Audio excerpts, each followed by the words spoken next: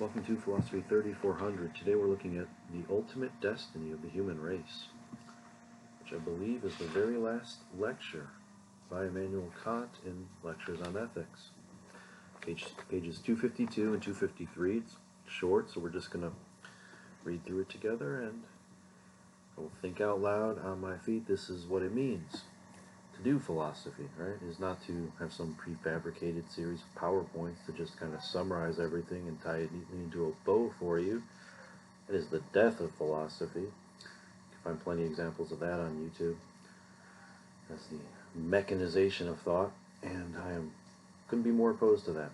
But what I do is I try to bring you into the workshop here, where philosophical thinking actually happens.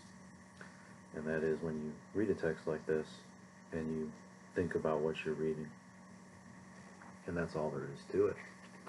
So the ultimate destiny of the human race, according to Kant, is the greatest moral perfection, provided that it is achieved through human freedom. Interesting. So you cannot force people to be morally perfect. You try to, right? Police them, police their language, their thought, their appearance, etc. Good luck with that. Coercing people to do the right thing. Sometimes it can be necessary, sure, if they're incapable or unwilling of bettering themselves. However, Kant wants us to achieve the greatest moral perfection through human freedom. For by alone, he says, man is capable of the greatest happiness. It should be something that people choose to do. To force people to do it, it just doesn't work. It may, help us in the short term, but as a long-term strategy, it's doomed, Kant would claim. So the end for which man is destined is to achieve his fullest perfection through his own freedom.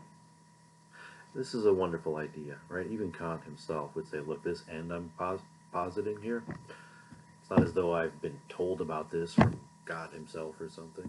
It's not as though I have access to this knowledge through some sacred book. No. This is what he would characterize as a regulative ideal, right? We may believe this because we don't know that it's not true, and in believing it, it functions to push us to become the very best version of ourselves we possibly can. So we make ourselves worthy and hope for happiness here. The end for which man is destined to achieve his fullest perfection through his own freedom. The end, right, for which man is destined, is to achieve complete perfection freely. Okay. I'm not going to read the stuff about God's will, because again, strictly speaking, Kant doesn't know this, what God's will is. He's using this language, I think, rhetorically to appeal to his audience, who is very much part of this Protestant religious tradition. So let's pass that by. The universal end of mankind is the highest moral perfection. Right? We could illustrate this with reference to Martin Luther King, right? He has a dream, right? What is that dream? It's a kind of highest moral perfection. Society where racism doesn't exist any longer, where children play together without, these kind of racist, dehumanizing categorizations of each other, and then they grow up and they live together in a society characterized by equality and mutual respect. We're still not there.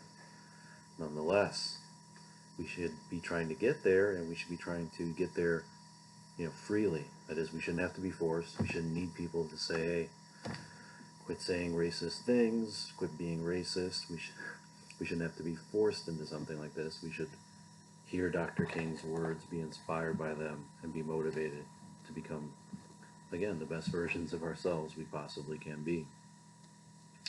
If we also ordered our conduct, Kant writes, that it should be in harmony with the universal end of mankind,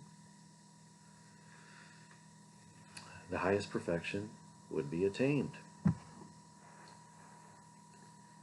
And what is the universal end of mankind? Please, Kant, help us understand this. We must each of us therefore endeavor to guide our conduct to this end. Each of us must make a contribution of his own, that if all contributed similarly, the result would be perfection. Do your part, right? It takes all of us working together to make human society perfect. How far has the human race progressed on the road to perfection? Boy, I think Kant could answer this question a little bit more optimistically in his day than we can today. It's not as though we've had 300 years of progress or more since Kant's time. Sadly, it's been a case of 2 steps forward and 1 step back, or 1 step forward and sometimes 2 steps back. So this language of just sort of inevitable progress, I think, is dated at this point. It should be greeted with skepticism.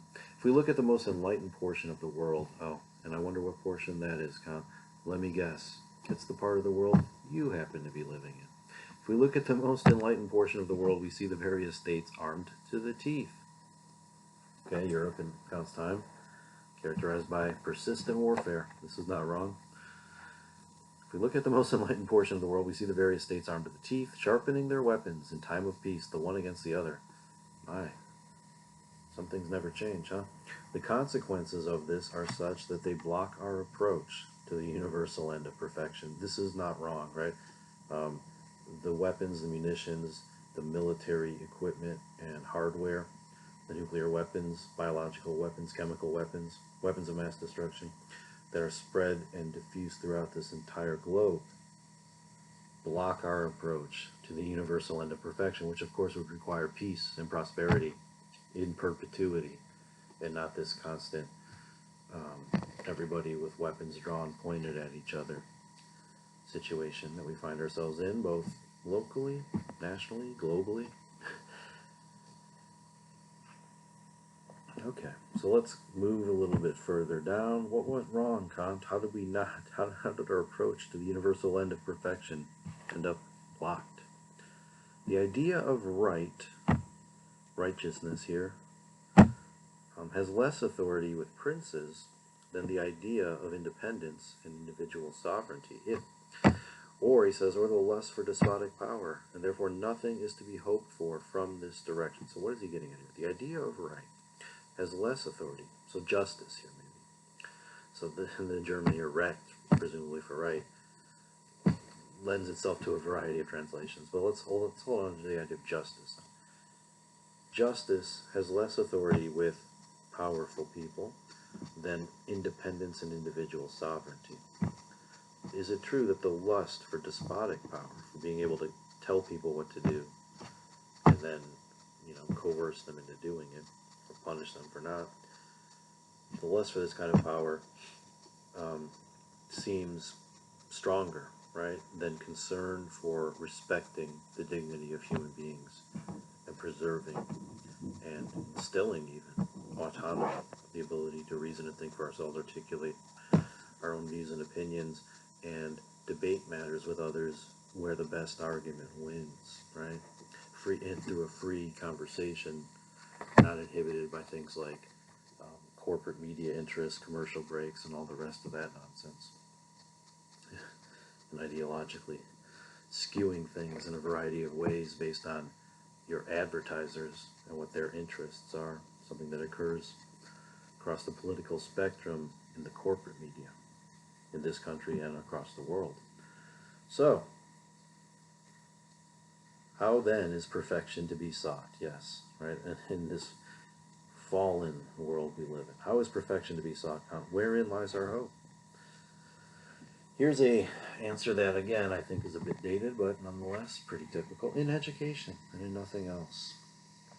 And I think Kant, naively assumes education is going to be somehow protected, a sphere separate from politics.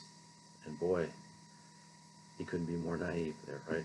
Education has been thoroughly politicized for going all the way back as far as I can look. In fact, a major part of K-12 education in this country today is to instill students with a kind of civic propaganda that whitewashes American history in large part. And then when students end up at a university, they're often shocked and surprised by how different the things they learn here are from what they were taught back in first and second and third grade and whatnot. Our present education, Kant writes, is still very faulty. Okay, good. So he's at least aware that there's a lot of room here for improvement. We care more for skill than for the disposition to use it. Well, even today, this would be true, right? What's your major? Is this a skill that's going to help you out in the job market? If so, you're doing the right thing, right? As opposed to, the disposition to use our skills well. What do I see myself doing in this world? How am I going to contribute to making the world a more peaceful, more just place? Further down, so far, no prince has contributed one iota to the perfection of mankind, to inner happiness, to the worth of humanity. We cannot expect enlightened and benevolent tyrants to do this for us.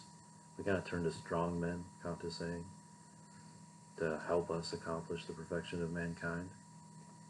All of them, all of these political leaders, look ever and only to the prosperity of their own countries, making that their chief concern.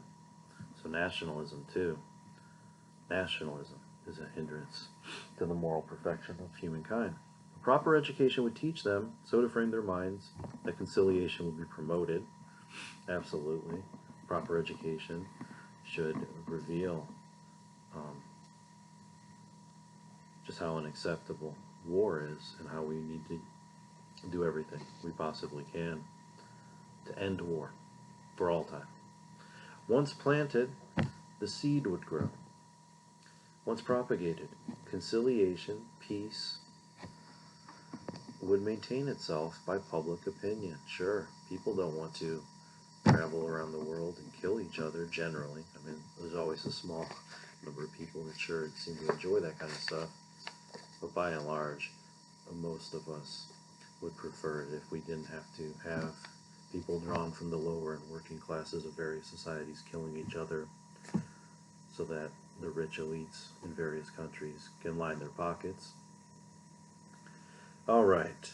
And Kant thinks, and if we could sort of, demilitarize the world and come together into a kind of world community, the peace and the prosperity that would come from that would maintain itself by public opinion. Once people would see the payoff and the benefit for them, the people, as opposed to these wealthy elites, they would never want to go back to that situation where if you lived on one side or another of a border, you might find yourself killing people from the other side of that border on the flimsiest of pretexts. The realization of the full destiny, Kant concludes, the highest possible perfection of human nature. This is the kingdom of God on earth. Justice and equity, the authority, not of governments, but of conscience within us, will then rule the world. This is the destined final end, the highest moral perfection to which the human race can attain. The hope of it is still distant. It will be many centuries before it can be realized. And, it's been many centuries now, Kant.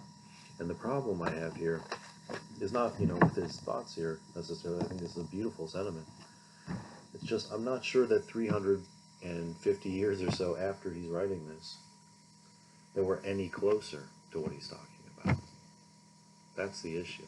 Are we actually moving in this direction? Maybe, and in some ways perhaps. Maybe not. That is, there was a kind of, for Kant there was a kind of plausibility here to this gradual incremental progress because he seemed to detect it in the prior several hundred years. Coming out of the so-called Dark Ages into the Renaissance, into modernity, and into the 1700s, the Age of Enlightenment, there was a kind of steady progress. That progress, after Kant's generation, we could say, no longer occurs in that steady manner and seems to instead be characterized by fits and starts and sort of movements forward and then backward. In this country, for instance, we have this kind of demented political situation where one party is in power for a little while and then another party has its turn, and it seems like they pass it back and forth. And so in a sense, we move in one direction only to then go back in the other direction to then go back. And there certainly doesn't seem to be this sense that we are all collectively and in a unified manner moving forward together, for sure, right? That does not seem to be very plausible these days. Anyway, something to think about here. I think we've done enough work for today with this lecture. Thank you for joining.